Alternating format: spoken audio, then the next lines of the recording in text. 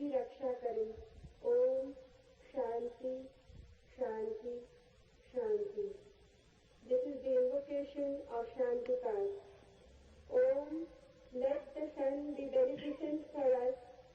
Let Varuna be beneficent for us. Let Arya be beneficent for us. Let Indra and Brahaspati be beneficent for us. Let Vishnu be beneficent for us. Salutation to that Supreme, the Brahman. O air, salutations unto you, for you are the immediate Brahman, the Supreme. I shall call thee alone, the immediate Brahman. I shall also call thee as Rita and Satya, the law and the reality. Let them protect me. Let them protect the Acharya, the teacher. Om Shanti Shanti Shanti. We are just a collection, a big collection of words. Mind is very miser about words. It goes on accumulating. But remember, word is never the reality. I can use the word love. But love, the word, is not love, the experience. I can go on repeating love, love, love, and I can create a sort of auto-hypnosis, and I can believe that I know love because I know the word. To know the word is easy. To know love is difficult. Not only difficult, but impossible. Impossible not because the experience is impossible. Impossible because you are incurable. Because love can come only to you when you are not. And that is the path of everything that is great, deep, love, truth, God. They come only when you are not. Your non-being becomes the passage. Someone was asking Mozart. Mozart was one of the greatest musicians of the world. Rare, unique. Someone asked him, which music you like most? And Mozart is reported to have replied, no music, sir. No music I like most.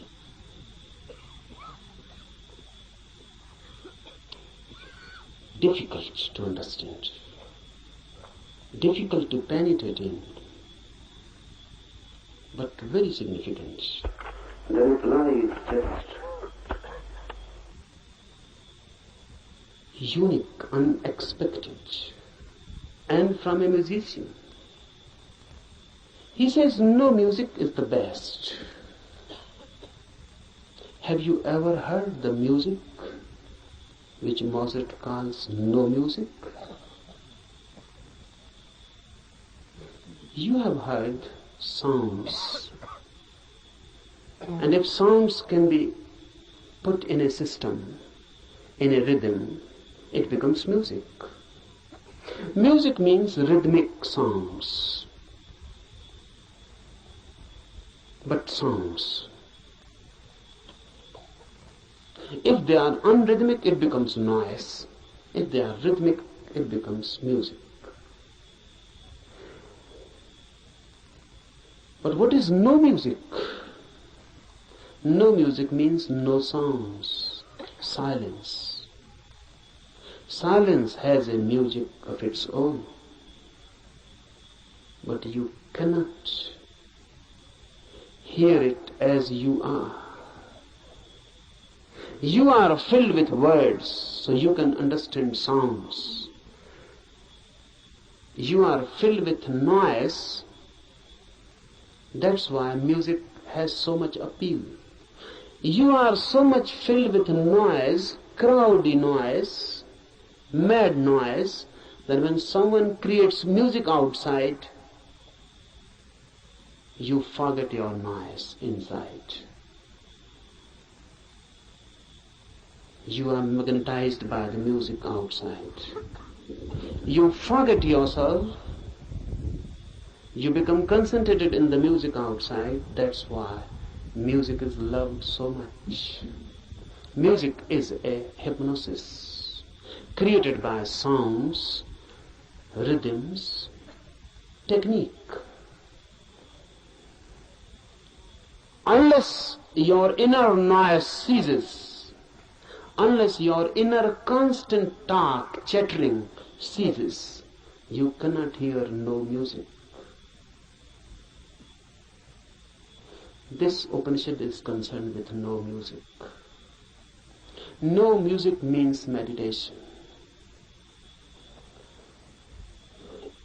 The state of mind when there is no noise within, then suddenly you become aware of a silence without. When you are silent, the whole universe becomes suddenly silent. When the whole universe is suddenly silent, for the first time you are authentically existent. For the first time you have being. For the first time you know who you are.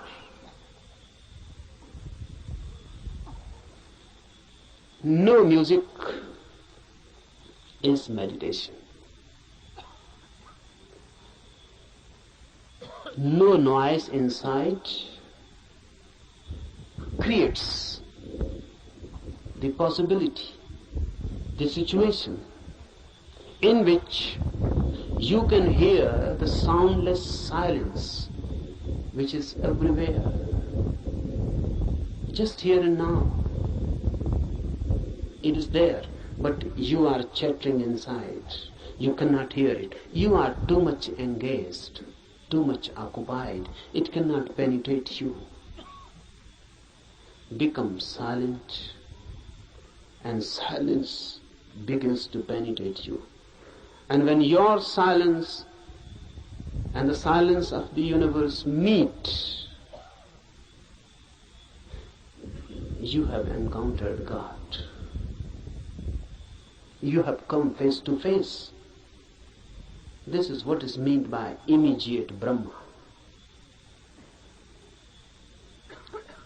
Immediate experience of the divine, when your silence meets the silence of the universe. When these two silences meet, they become one. Because two silences cannot be two. Remember this. Two noises are two. Two silences cannot be two, because there is nothing in between them which can become a wall, which can become a division. Two silences immediately become one. They cannot remain two, because where is the point which can divide them? So when your inner silence meets the silence of the universe, you are no more, neither is the universe. A new oneness. You explode into a new oneness. You are Brahma, not encountering really, because there is no other. Note this point, because Upanishads are the first teachings in the world which say you cannot see God.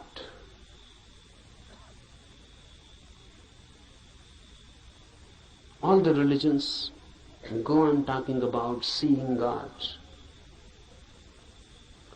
Upanishads are the first teachings, the oldest, which say you cannot see God,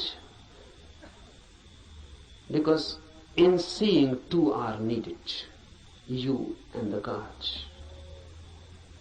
God cannot be made an object of knowledge. God is your subjectivity. So you cannot put God before you. There is no way of meeting God. You can only dissolve in Him, or He can dissolve in you. Oneness is God.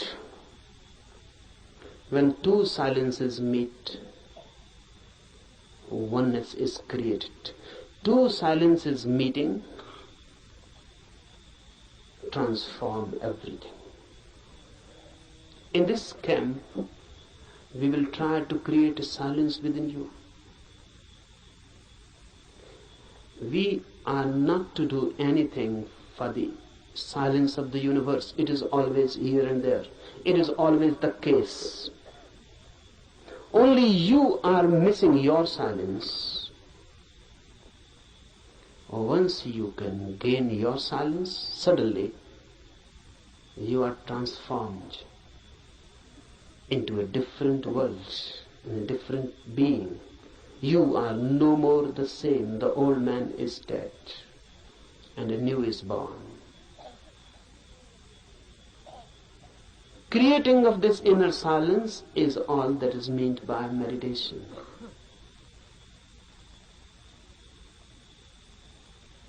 Remember this. We are not interested in teachings.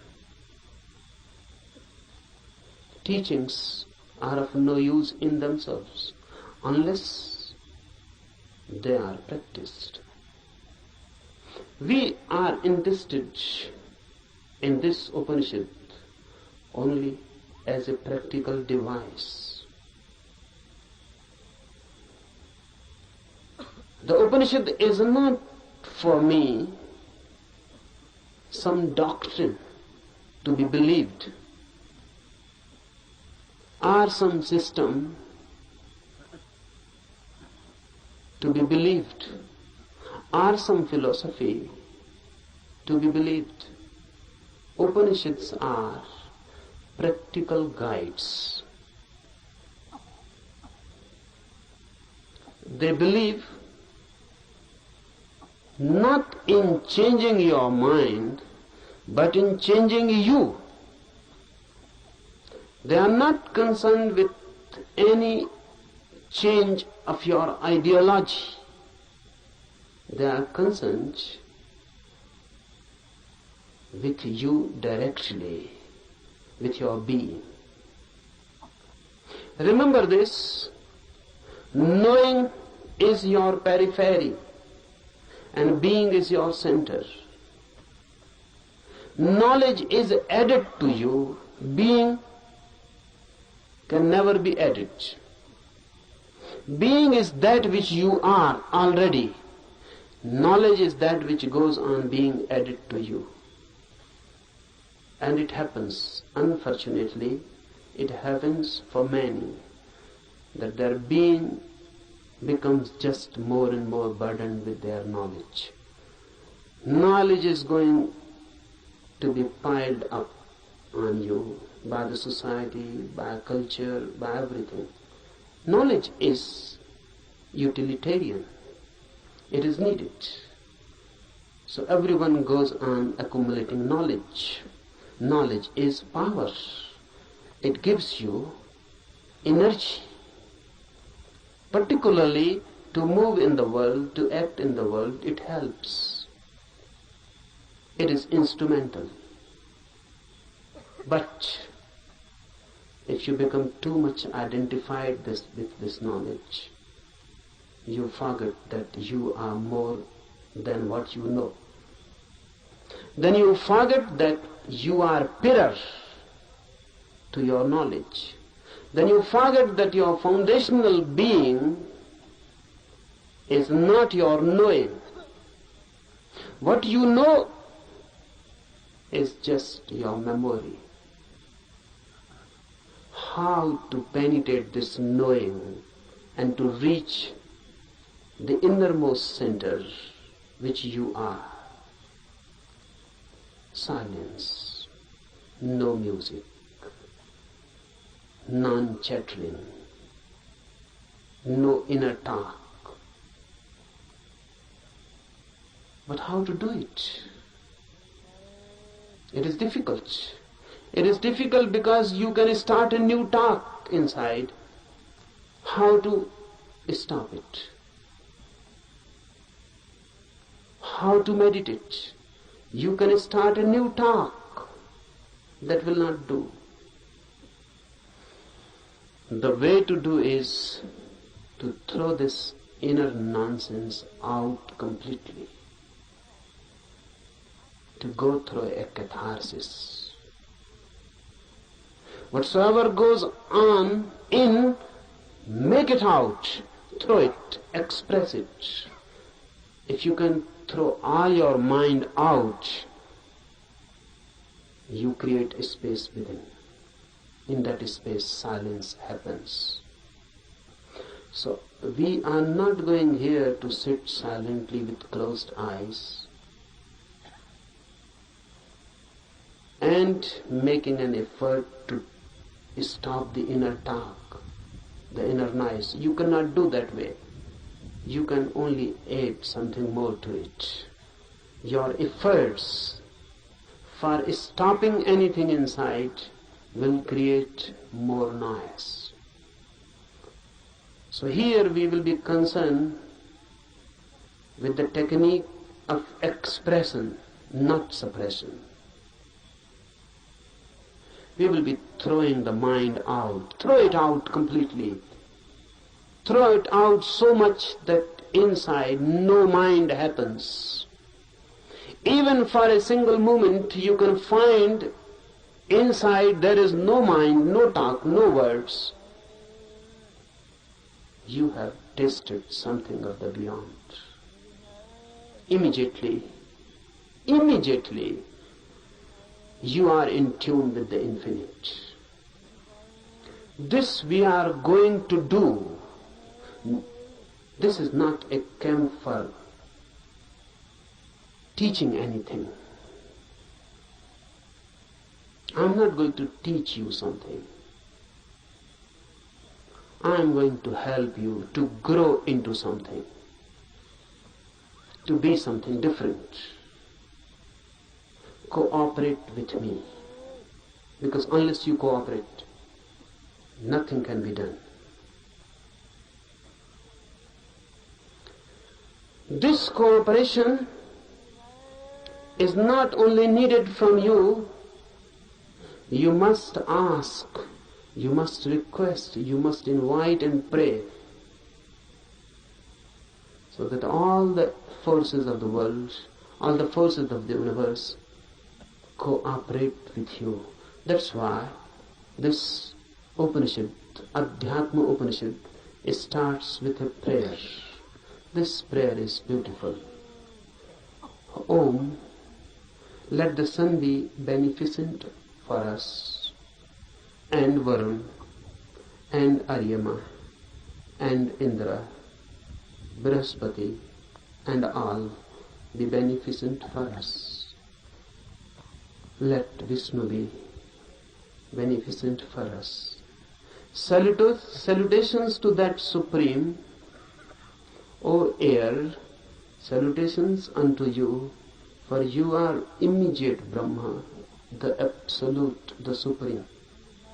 I shall call thee alone the immediate Brahma. I shall also call thee Ritha and Satya, the law and the reality. Let them protect me. Let them protect the Acharya, the teacher. Om Shanti, Shanti, Shanti.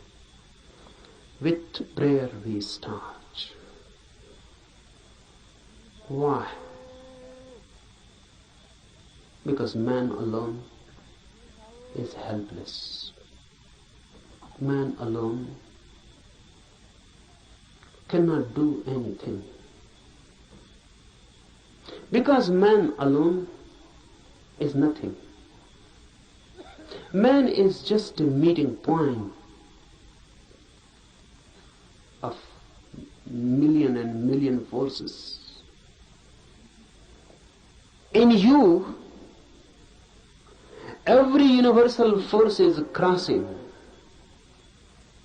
You are just a crossroad.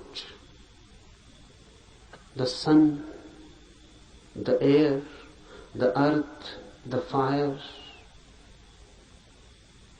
the ether, everything is passing through you. You are just a crossroads. Remember this, because then you become part of this cosmos. And this is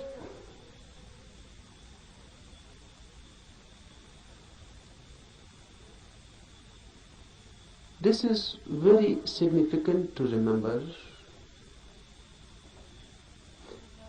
because the modern mind thinks itself to be isolated, not in tune with the universe, but in conflict, in a struggle. The Western attitude has always been of a struggle, conflict. And now the Western mind has become the universal mind. No, there exists no such thing as Eastern mind. This Upanishad belongs to the Eastern mind. It existed once. It is totally different. Western attitude is of fighting with the universe, of conquering. How to conquer nature? How to conquer natural forces? This makes man alienated. Man becomes a stranger in this universe. A conqueror is bound to be violent. A conqueror is bound to be in conflict. And ultimately a conqueror is bound to find himself isolated, alone. Eastern mind is totally different. The very approach is not a fight, but of deep resonance. Universe and I are not two. I am part of it, just a wave in the great ocean. I belong to it, and it belongs to me. There is a belonging. I am not a stranger in this world. I am not forced on this world. I am not an enemy, and the world is not inimical towards me. I am part of it, and not a mechanical part, but an organic part. Just like my eyes are my organic part, my hands are my organic part. I touch through my hands, I see through my eyes. My seeing has become my eyes, and my touching has become my hand. The universe has become man in you. The universe has become a particular individual in you. You are not different from it. You are just a wave. And the universe is flowering through you. This is Eastern way of looking at the world. Man in tune. That's why prayer. Prayer is a bridge. It makes you feel again at home. Even the sun is not so far away. The Upanishad says, let sun be beneficent to us. Let everything be beneficent to us. Let everything be a blessing to us and a help. Why? Because truth is not yours or mine. Truth means the center of this universe. And if you are in conflict with the universal forces, you can never reach it. Only in a deep friendship, deep intimacy, the universe opens its doors for you. So prayer is just creating a forgotten intimacy. Look at it in this way. A child is born. The moment a child is born, he is separated from his mother. Before birth, in the womb, he was one. With the mother, one. There was no separation.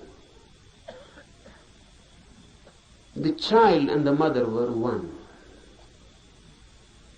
The child existed within the mother as part, organic part, because even the child was not breathing. The mother was breathing and the child was alive through mother's breath. The child's heart was not beating. The mother's heart was beating and the child was alive through mother's heart. The child was not eating. The child was not doing anything. The child was just part and parcel of the mother. Then the child is born and separated. Then the child grows as individual. Away and away the child goes from the mother. The same happens with human consciousness. Before consciousness is born, you are one with the universe. In deep sleep, you again fall into that oneness. When there is no dreaming and no thought, there is no mind. And when there is no mind, there is no ego. In deep sleep, you are no more. Because your mind is no more.